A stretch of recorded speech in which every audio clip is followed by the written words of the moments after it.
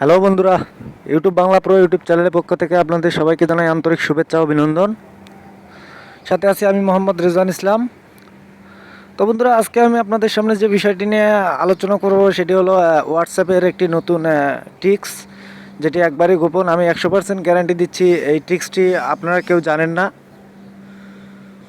তো বন্ধুরা, চলুন দেখে নেওয়া যাক এই হোয়াটসঅ্যাপের গোপন ট্রিক্সটি কী এবং এটি কিভাবে করতে হয়। তো বন্ধুরা, এটি করার জন্য এই যে দেখতে পাচ্ছেন স্ক্রিনে আমার একটি অ্যাপস আমি নিয়ে এসেছি, সেটি হলো হোয়াটসঅ্যাপের একটি অ্যাপস। তো আপনারাও এভাবে হোয়াটসঅ্যাপের অ্যাপস ওপেন করবেন। আমি আমার হোয়াটসঅ্যাপের অ্যাপসটি ওপেন করছি। তো বন্ধুরা দেখুন, আমি আমার হোয়াটসঅ্যাপের অ্যাপসটি ওপেন করার পরে এখানে হোয়াটসঅ্যাপের ইন্টারফেসটা চলে এসেছে। তো এখানে দেখতে পাচ্ছেন প্রথমে একটি আমি এসএমএস করেছিলাম।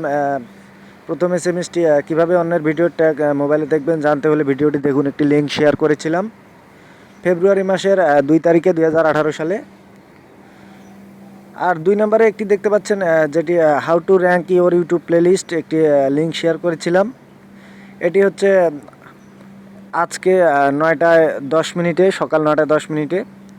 তো বন্ধুরা, আজকের যে লিঙ্কটি আমি শেয়ার করেছিলাম সেটি যদি আমি ডিলিট করতে চাই, দেখতে পাচ্ছেন এখানে চাপ করে ধরার পরে আমি ডিলেটে ক্লিক করলাম। তারপর দেখতে পাচ্ছেন এখানে লেখা আসছে delete media from my phone. তারপর নিচে দেখতে পাচ্ছেন ডিলেট ফর মি।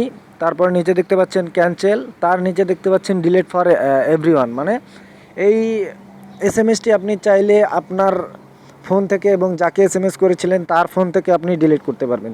তো বন্ধুরা, এটা আমি উদাহরণস্বরূপ আপনাদেরকে দেখাইলাম।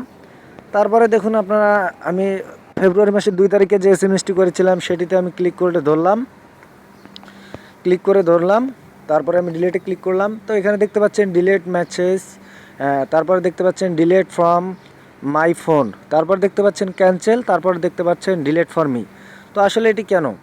আপনারা সবাই জানেন যে হোয়াটসঅ্যাপে যে এসএমএস করা হয়, যদি আমরা কেউ ভুল করে কোনো খারাপ এসএমএস কাউকে করে ফেলি, তো সেটি ডিলিট করার জন্য আমাদের কাছে হাতে সময় থাকে মাত্র 7 ঘন্টা।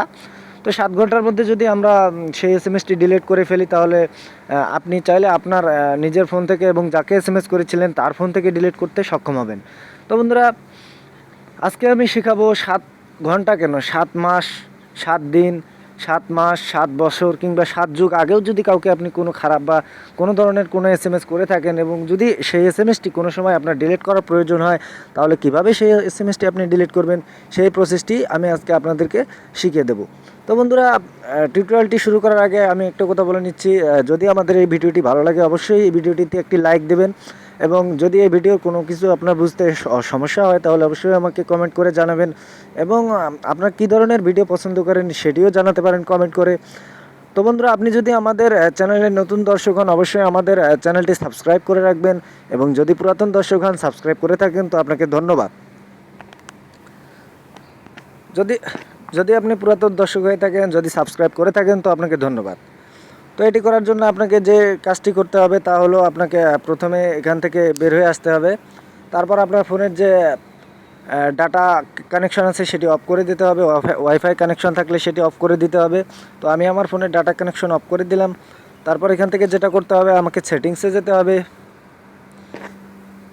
তো আমি সেটিংসে চলে গেলাম, যার পরে এখান থেকে নিচে স্ক্রল করে নিচে চলে আসতে হবে। তারপর এখানে অ্যাপসে ক্লিক করতে হবে। তো বন্ধুরা, আমি অ্যাপসে ক্লিক করলাম। অ্যাপসে ক্লিক করার পরে দেখতে পাচ্ছেন এখানে যে একটি হোয়াটসঅ্যাপের অ্যাপস আছে, আমাকে সেই অ্যাপসটি খুঁজে বের করতে হবে। তারপরে এই যে আমি পেয়ে গেলাম হোয়াটসঅ্যাপের অ্যাপ। তো এখানে ক্লিক করতে হবে। হোয়াটসঅ্যাপের অ্যাপ ক্লিক করার পর ওপেন হওয়ার পরে এখানে দেখতে পাচ্ছেন উপরে ফোর্স স্টপ লেখা দেখতে পাচ্ছেন, এখানে ফোর্স স্টপে ক্লিক করতে হবে। তো আমি ফোর্স স্টপে ক্লিক করে ওকে করে দিলাম। তো আমার এটির কাজ শেষ। তারপর এখান থেকে আমাকে বের হয়ে আসতে হবে। তারপরে আমাকে যেটা করতে হবে, হোয়াটসঅ্যাপে যেতে হবে। তো আমি হোয়াটসঅ্যাপে গেলাম, একটু অপেক্ষা করুন বন্ধুরা। হোয়াটসঅ্যাপে আসার পরে দেখতে পাচ্ছেন আমি যে এসএমএসটি ডিলিট করতে চাচ্ছিলাম সেটি আমি ফেব্রুয়ারি মাসের 2 তারিখে করেছিলাম 7:51, সন্ধ্যা 7:51। তো আবার আমাকে এখান থেকে বের হয়ে আসতে হবে। তারপরে আমাকে সেটিংসে যেতে হবে। তো আমি সেটিংসে চলে গেলাম। তারপরে এখানে আসার পরে আমাকে নিচে আসতে হবে। নিচে আসার পরে এখানে ডেট অ্যান্ড টাইম দেখতে পাচ্ছেন, ডেট অ্যান্ড টাইমে ক্লিক করতে হবে। তারপর এখানে দেখতে পাচ্ছেন অটোমেটিক ডেট অ্যান্ড টাইম, এটিকে কী করতে হবে, অফ করে দিতে হবে। তারপরে দেখতে পাচ্ছেন নিচে সেট ডেট, সেট ডেটে আমাকে ক্লিক করতে হবে ফেব্রুয়ারি মাসের 2 তারিখ। এখানে 6 তারিখ দেওয়া আছে, আমি 2 তারিখ মানে যেই তারিখে আমি এসএমএসটি করেছিলাম সেই তারিখে সেই তারিখটা আমাকে সেট করতে হবে। তো আমি সেই তারিখটা সেট করলাম। তারপরে টাইম সেট করতে হবে, আমি সন্ধ্যা 7:52 মনে হয় করেছিলাম। তো আমি এখানে সন্ধ্যা 7:55 দিয়ে দিলাম, দেওয়ার পরে ওকে করে দিলাম। হ্যাঁ, তারপরে আমাকে যেটা করতে হবে পিএম সিলেক্ট করতে হবে। তো পিএমটা সিলেক্ট করে কীভাবে সেটা তো আমি দেখতে পাচ্ছি না, সরি। হ্যাঁ, এই যে উপরে দেখতে পাচ্ছেন, আমি এখান থেকে পিএম সিলেক্ট করে দেব।